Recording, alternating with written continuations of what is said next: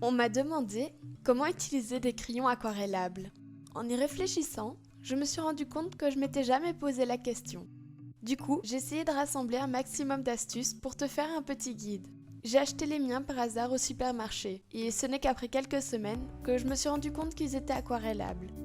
Ils ne m'ont coûté qu'une quinzaine d'euros, et j'en suis très contente. Je les utilise même comme crayons normaux, surtout sur du papier craft noir ou sur du bois, car ils sont plus pigmentés et marquent plus. J'aime aussi utiliser le blanc pour ajouter un peu de lumière à mes peintures. Il me semble être une bonne introduction à l'aquarelle pour les débutants, car leur utilisation est très intuitive. Utilise du papier aquarelle pour obtenir un meilleur résultat. Ce n'est pas que ça perce vite, je les ai même utilisés dans mon carnet à croquis, mais un papier plus épais est toujours conseillé. Tu peux colorier grossièrement, mais fais-le de manière uniforme, car les traits se verront toujours un peu. La couleur sera plus ou moins intense selon le nombre de couches, et il faut aussi savoir qu'une fois passé à l'eau, les couleurs deviennent plus vives. Par contre, les crayons aquarellables s'effacent difficilement. C'est pourquoi je te conseille de ne pas appuyer trop fort sur ton crayon. Je te propose aussi de faire un petit croquis au préalable pour éviter les erreurs. Efface légèrement tes traits à la gomme en mie de pain, car une fois humidifié, le crayon ordinaire ne s'efface plus. Pour humidifier, ne trempe pas directement ton crayon dans l'eau, car ça en abîme le bois. Utilise plutôt un pinceau à poils courts, car j'ai l'impression que les pigments se perdent dans les poils trop longs. Bizarrement, pour cette technique, je préfère utiliser des pinceaux à réservoir.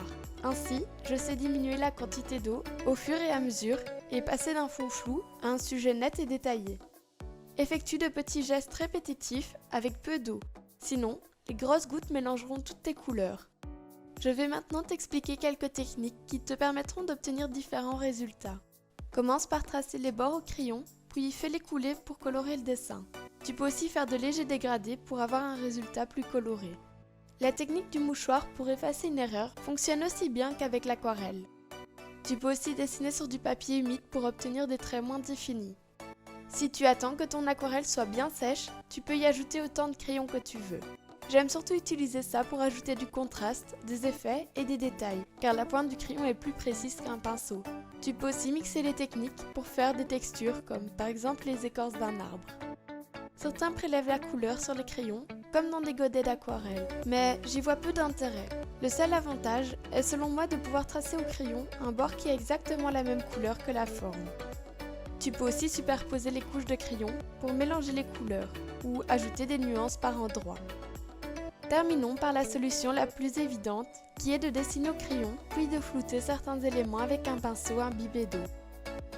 Je pourrais aussi te conseiller de bien laver ton pinceau, de commencer par les couleurs claires, etc.